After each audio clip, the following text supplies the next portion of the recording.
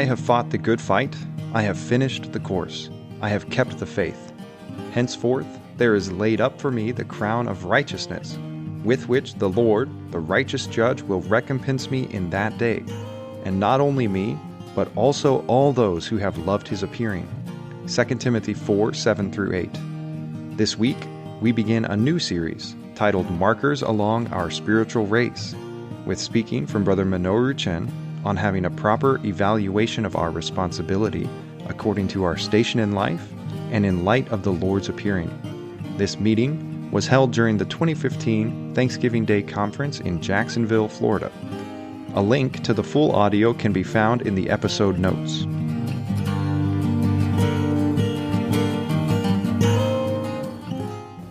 I do have some burden today with this age group here, so-called the young working saints, and we have this meeting all the way to 4:30.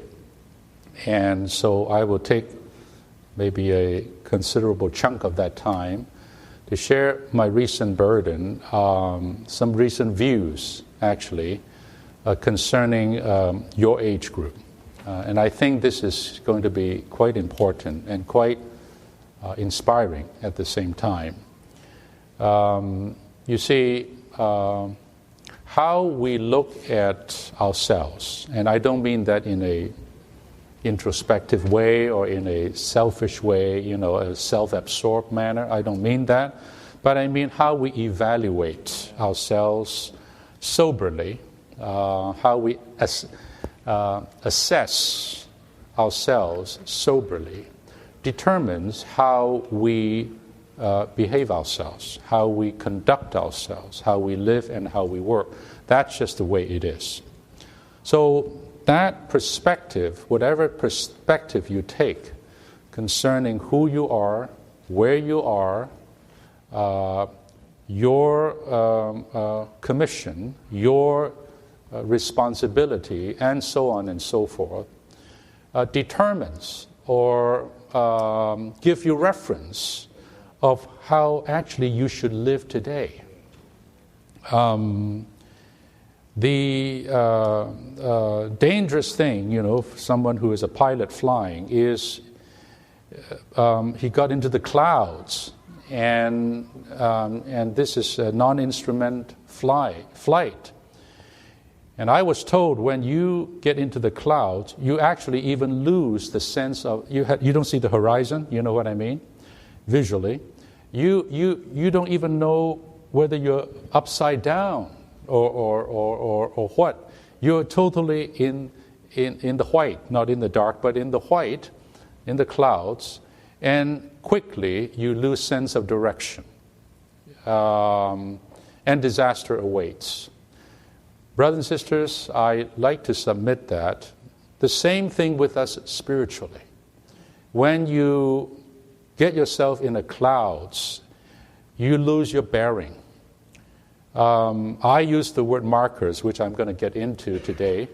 Markers, certain reference points, okay, in your life that will tell you where you are, what stage you're in, what station you happen to be in, and that will determine how you would live and how you would do. A good example is you running the marathon, all right, 26.2 miles, and you're in New York City or wherever, Atlanta, you're running the city marathon. And so these organizers would place very, very clear markers, I believe, at least every mile, right? So now I know I'm in mile 6, or I'm in mile 10, or I'm in mile 26, all right? And those markers are important for two things. Number one, these signposts or milestones or markers make sure that you don't get off course. And I've heard marathon runners just got off and ran into a terrible neighborhood, and then they found out they were totally off course, and they have to run backwards to the course, and of course they lost time. Not to mention they put their life in danger. Okay, So, number one, it keeps you on course. And number two, these markers tell you what stage of your journey you're on, of that race you're on. Because it's very important to a runner. When do I start my last kick, you know what I mean? You know, my last burst to get me to the finish line. When should I still run at that 5-minute pace, per mile pace, to keep my my speed up, and yet not burn out? I'm not a runner, but I can. This is very, very easily understandable. So it's about pace. Number one, it's about the course. Number two, it's about the pace. That will ensure that you can not only finish the race, but you may perhaps get a medal. You might win that race, all right? Or in Paul's case, to get a crown as a reward. Well, our life, brothers and sisters, especially our Christian life, and our Christian life includes both the spiritual side and the human side, all right? Is a race. Our Christian life is a pure and fine race. So Paul said, I have fought the fight. I have what? I have finished my course. Clearly referring to the race that he had run. And if you read Paul's story all the way from Acts, right, and through his epistles, obviously, both the early ones and the latter ones, all right, you will find out that Paul was constantly keeping himself, adjusting, doing adjustments, fine-tuning his course to stay on course, lest he be found beating the air, running in vain, and not getting a reward for all that he has put out. He wanted to make sure, even to the very end in Philippians, which is, I think, what Brother James talked about this morning. Am I right? Or last night, Brother Ed. I forgot. All these all melt into one. These messages about what? Still at the end of his life, he is saying what? He say, I have not arrived. I am here to gain or win Christ. Am I right? I am here to get to the very end. So he said, I'm still forgetting what is behind and reaching forward to what is before, that I may gain Christ. So Paul was constantly checking those markers. He's constantly checking. Couldn't see the goal line yet, but he has the markers to help him run that race. That's Paul. That's our example. That's our pattern in this great apostle. So how about us? The same thing. The same thing. Now, this afternoon, I want to talk to you about your markers. I want to talk to you about your markers. And how do I base that talk on? I base this talk on the Scriptures, right? The Bible is our only standard, and whatever we do should be according to the Word of God. So I hope I'll be here with the Word of God to convince you, or, if I may say so, provide you with some of these markers so that you can run this race to the end. I said to the end. Right? Don't be so superstitious and say, well, no. The markers are there in the Bible. God never set us on a race without giving us the markers. God is not that kind of a God, because He wants us to gain Christ. He wants us to finish this race. Now, I come back to Numbers, which has in recent years become my favorite book, because it is a book that is full of a particular typology or type. And that type is in the numbering of Israel, the numbering of God's people in the wilderness. Now, here's the backdrop. The children of Israel had, according to God's help and God's miracles and God's doing and God's sovereignty in His timing, exited or been let out, released from the bondage and tyranny in Egypt under Pharaoh. All right, we all know this. So that was the book of Exodus. And so God deliberately took them not right away into the good land and take that route. He took them another way. All the way to what? To Mount Sinai. To Mount Sinai for a reason. All right? God didn't just playfully, just lead them wherever He wants. God had a design. God had a schedule. God had a plan. And so they skirted around the Philistine land and so forth, and they ended up in Mount Sinai. And there, amongst other things, the main thing that happened was God gave them the law, His word, all right? Gave them the commandments. Now, we know the significance of these commandments. It is not merely a bunch of do's and don'ts, am I right? Just a code of divine ethics to be kept by them, which unfortunately Israel chose to do and failed. But we know with the help of this ministry, that the giving of the law was actually what? A wonderful, wonderful covenant, which includes a marital, contract. God was taking them to the altar in Mount Sinai to marry them. He said so. He said so. He bore them on eagle's wings. He was like a husband, am I right? With a wife. That was an act of betrothal.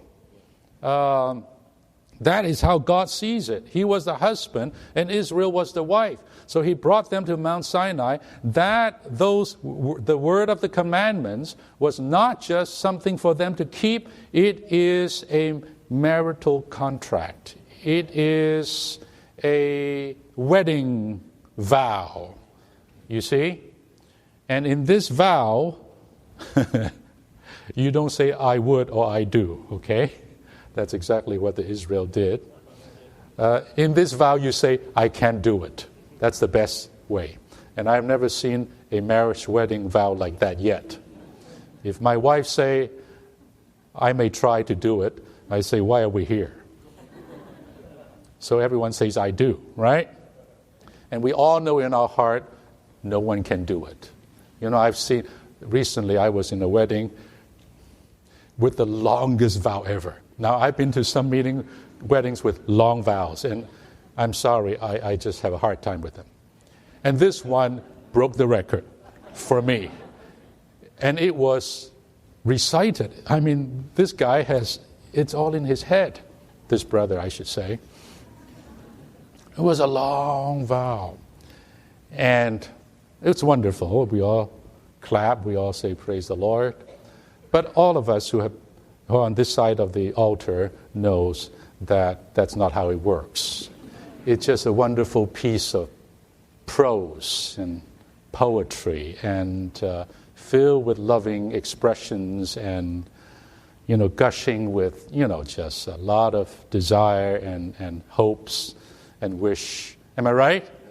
I mean, probably even before they drive up to the honeymoon, that vow would have been broken several times. That happened to me, by the way. So anyway, I'm digressing. Okay. I'm just saying some of these to wake you up. All right. Okay. That was a covenant between God and His people. A covenant for God to keep, and a covenant even for them to keep, for Israel to keep. And it is a covenant in the end, not of the law, but of love. It depends how you look at it. Now, all this is not my point. My point is the law was given. All right? It's a great act of God. And there, not only was the law given, but a host of ordinances were given, how they should live, how they should behave, and particularly how they should worship, how they should serve their God. So from Exodus, you move to the book called Leviticus. That's all about how they should worship, and how they should behave, how should they conduct themselves as the people of God.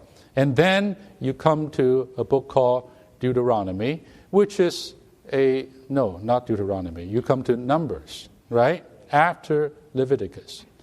Now, part of the giving of the law is with the giving a lot of ordinances, but there's also a very important part a thing that God, as instructions, gave to Israel, and that is the whole pattern of the tabernacle, a pattern from the mountain. And this coming semi-annual, don't miss it. I don't know whether it's too late to register, even for video. Don't you miss it, okay? We're going to get on the tabernacle in great detail. And you will be just astounded and inspired by what all this means pertaining to Christ with the church.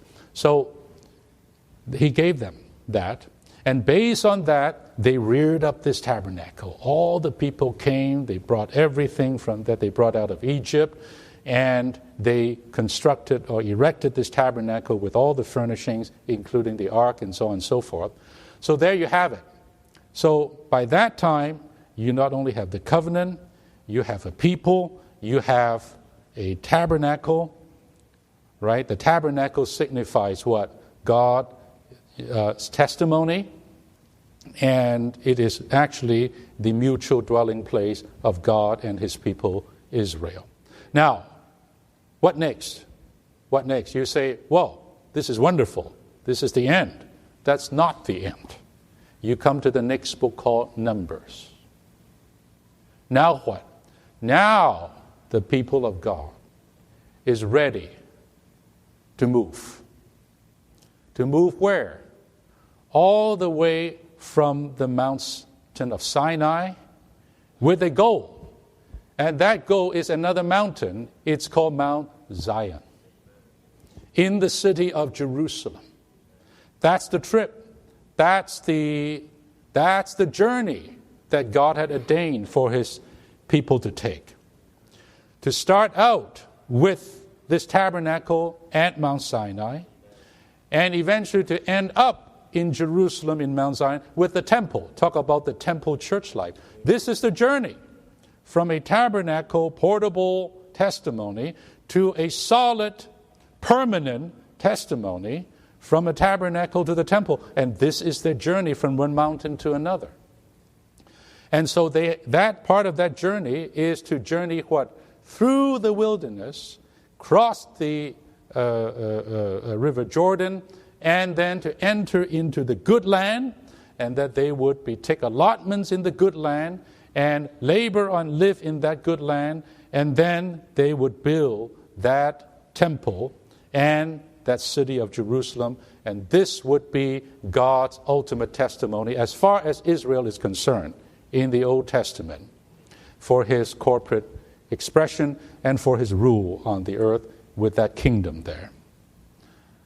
All this is a type of us today. Now, the book of Numbers, what it did, besides the second part very much on many warfares and battles, has to do with exactly the name of that book, and that is the numbering of the children of Israel. The numbering of Israel. So here is where I want to spend a little time with you concerning to find out the markers. Okay, I will tell you what these markers are.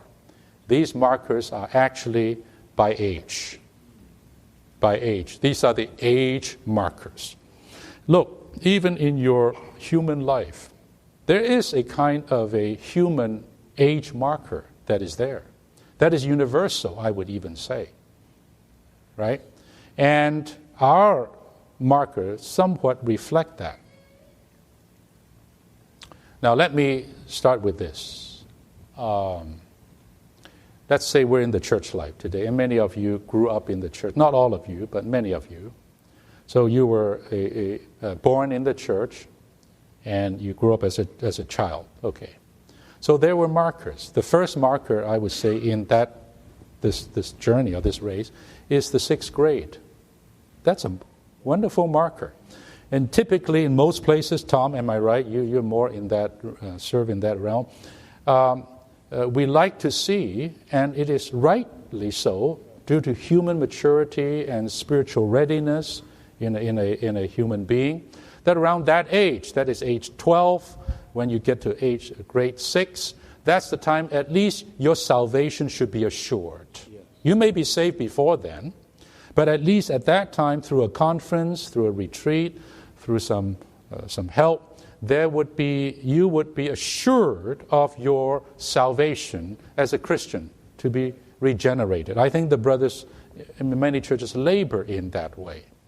And you will even be baptized, am I right? As much as possible. Now, of course, we are not legal about these things, but I'm saying typically that would be quite a standard.